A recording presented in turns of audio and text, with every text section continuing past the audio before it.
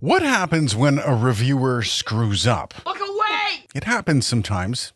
We as reviewers can screw up and it can get messy. Look away! Though not so much this time, but again, it can be pretty rough. It happened. And if you've been hate watching me, stick around because today is your Super Bowl. I screwed something up on my latest mic review, meaning Aiden gets to eat some humble pie. But before we get to all that, this is a great chance to let you peek behind the curtain and explain how a reviewer gets to this point and some of the ways you can go about rectifying it. This really isn't a brag. Omissions are much more common than outright errors and just being wrong. We forget to write something into the script, or we overlook a function, or just don't give a feature its due because we as reviewers don't put the value on it as you might as the consumer.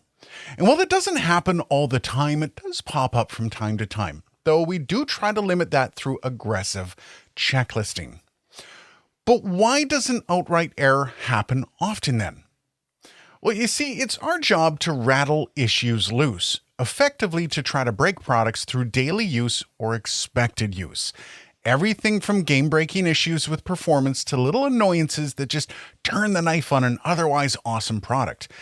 And when you find something, you replicate it as many times as you can. You document it, and then at that point, you can go a few different ways. First, if it basically ruins the outcome of a review, sometimes it's best just to reach out to the company and give them a chance to either rectify it or explain it. Sometimes that's not possible or even necessary, but it's all kind of situation dependent. Or if the issue's blatant or just a small annoyance, you can go forward with it and just put it in the review. But this is why it doesn't happen often, because either you hash it out with the company or you've confirmed it's a big enough issue to include in the review, and you have confirmed the issue with determined testing and a rigorous approach. The reason that is important, if you're going to skip the contact the company step, well, you've got to be careful.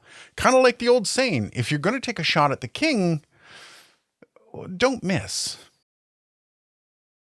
Okay then, so let's say you really screw things up and you get something wrong on a review. One of three things is going to happen. First, the company may stay quiet and perhaps you just don't get to hear back from them ever again. Second, someone in the audience corrects you. And third, you get that awkward message from the company asking, WTF, dude? But if you're an aspiring reviewer, now is the time to pause. While most companies are honest and just reaching out, sometimes you get a message that's just throwing their weight around. Now is the time to recheck your findings before anything else. And if you find out that you were right and there's no information coming from the company to explain or rectify your findings, move on. It is rare to run into this situation, but it does happen from time to time.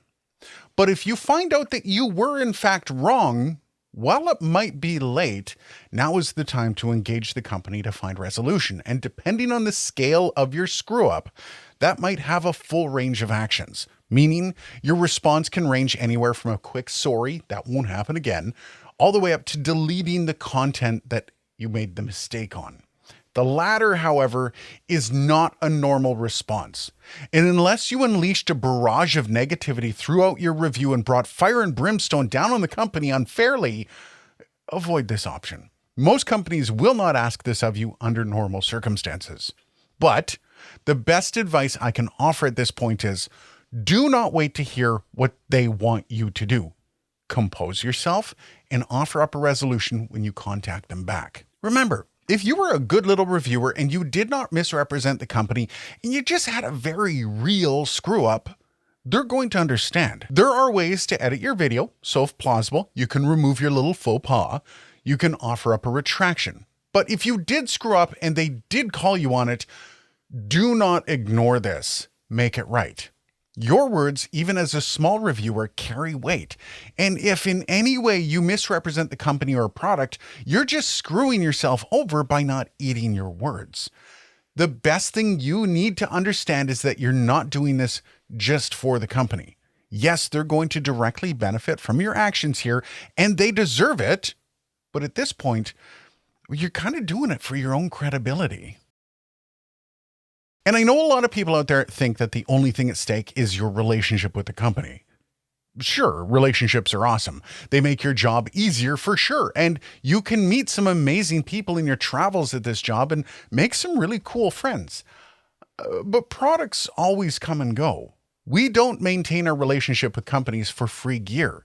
You don't even need a good relationship with a company to get the gear.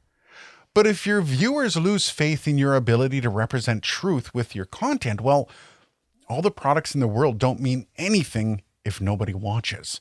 And this is why we as reviewers take our perspective seriously. And this is why you might end up with a slightly more than passionate response in the comments for calling us shills or being overly critical on a product. But if you can take anything away from the experience of being wrong, it's that you get to work out some sort of fail-safe so it doesn't happen again. Another necessary checkmark in the long list of necessary checkmarks of quality control that you need to follow to maintain your reputation. And here we are. Now, if you've been waiting the past 6 or 7 minutes for this moment, just bathe in it, just soak it all up, and I'll give you a second just for that. You done? Okay, let's move on. In my review of the Rode NT2000, I had a whole section out of the video dedicated to this one quirk with the shock mount. This nut seemingly didn't go all the way around. It just makes contact with the actual mount.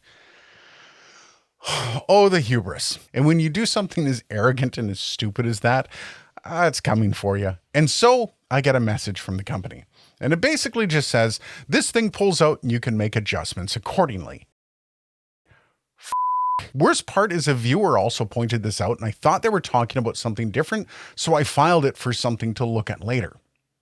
Anyways, the actions I took were pretty fair, I think. I deleted that portion of the video, told them I would make it right with this video, and finally I offered one free kidney shot that the founder can take at any time when we next see each other. I believe it's somewhere in the laws between our countries, I'm not sure. Cheers, guys, and thanks for watching.